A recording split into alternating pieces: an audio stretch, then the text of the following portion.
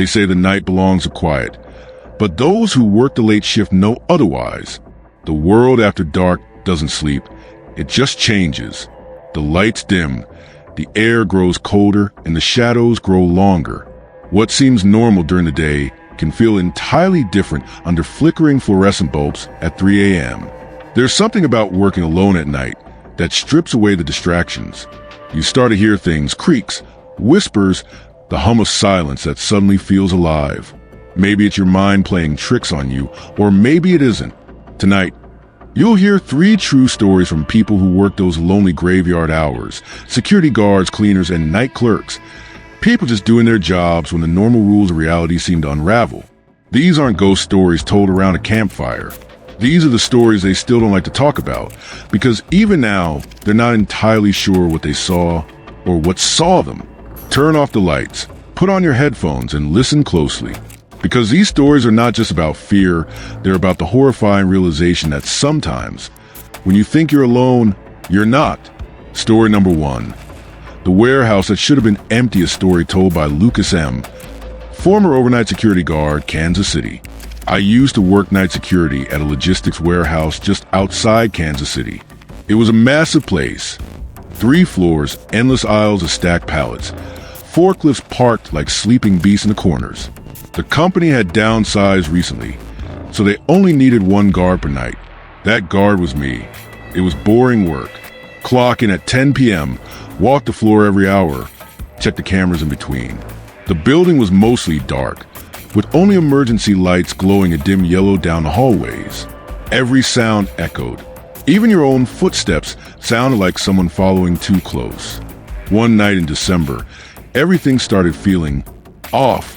Around 1:30 a.m., I was doing a routine walkthrough when I heard what sounded like boxes falling, loud, sudden, from somewhere on the 2nd floor. I radioed in habit, even though no one else was on shift, and made my way up. When I reached the top of the stairwell, the silence was absolute. I clicked on my flashlight and started moving between the rows. Everything was exactly as it should be, until I reached aisle 4B. There was a pallet broken open, boxes scattered. But what made my stomach tighten was how the boxes had been torn, ripped, not dropped, cardboard shredded like paper. And there were wet footprints nearby. Not dirty, wet like someone had stepped out of a pool. I followed the prints a few feet. They stopped in the middle of the aisle. Just ended. I stood there for what felt like a full minute, listening. I couldn't even hear my own breathing.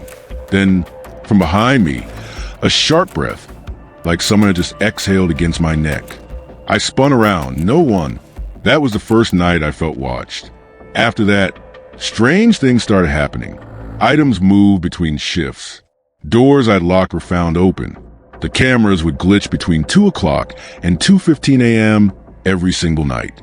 But always, only in the northeast quadrant of the warehouse, the coldest part. One night, the system crashed entirely, so I had to do an extended walkthrough. It was around 2:10 a.m. when I passed by the main loading dock and saw the motion sensor light flicker on. I stopped. No forklifts were scheduled. I checked the dock. No one. Then I heard something. A voice, low, coming from the other side of a tall stack of crates. Just one word. Hey! It wasn't a whisper. It was conversational. Like someone had just seen me and wanted to get my attention. I stepped around the crates. No one, but the floor was wet again. And this time, something was written in the moisture, like someone had dragged a finger through it. Still here. I don't remember running, but I must have. I found myself outside in the freezing cold, panting hard, my flashlight still inside the warehouse. When I told the day's supervisor the next morning, he looked pale. Then he admitted something I'll never forget. That section of the warehouse used to be refrigerated storage for a meat processing client.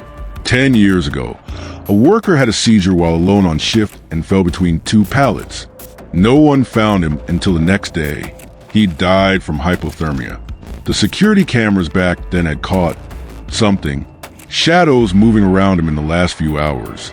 The footage was never released. I finished that week and quit. I never went back. And to this day, if I hear wet footsteps behind me, I don't look back.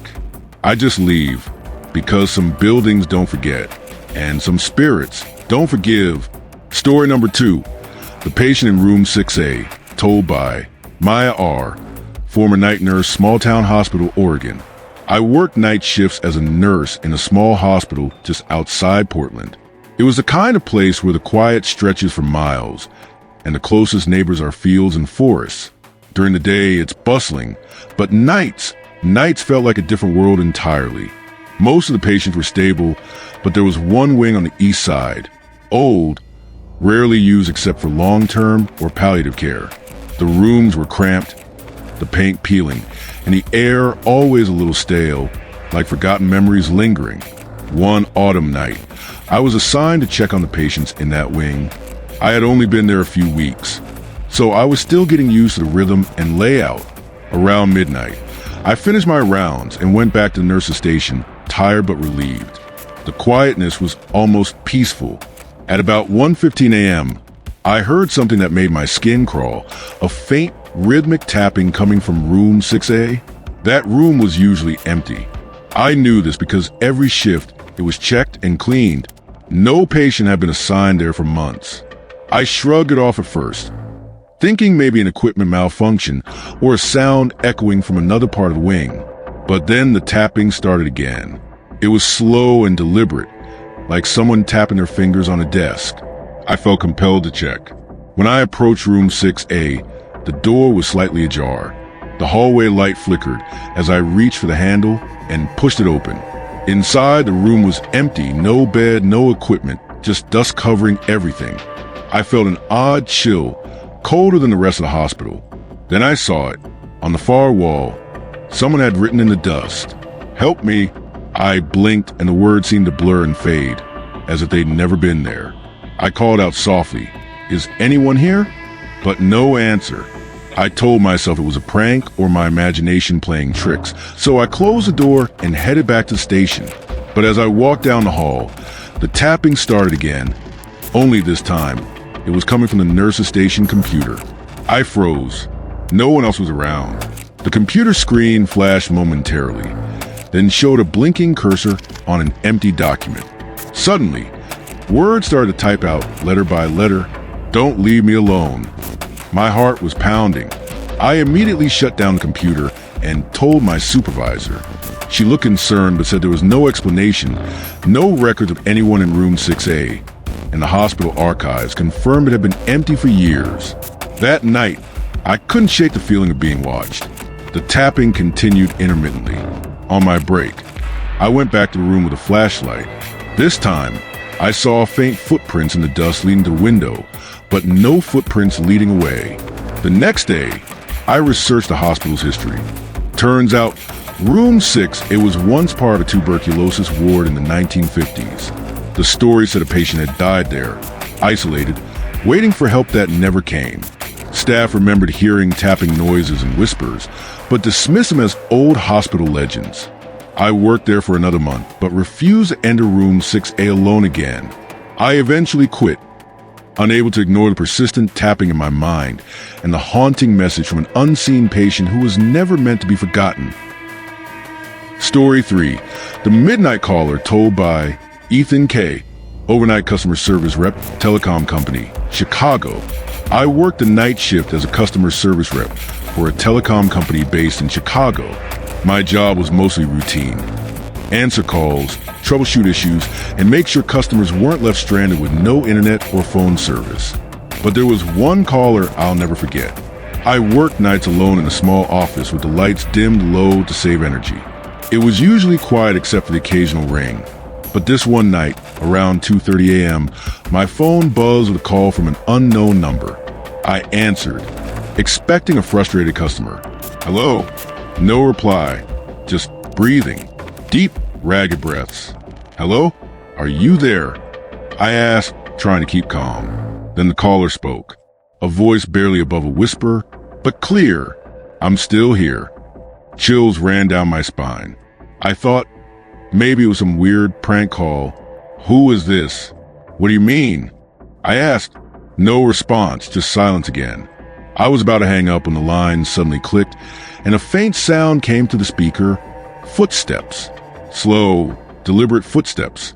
Not my office, something else entirely.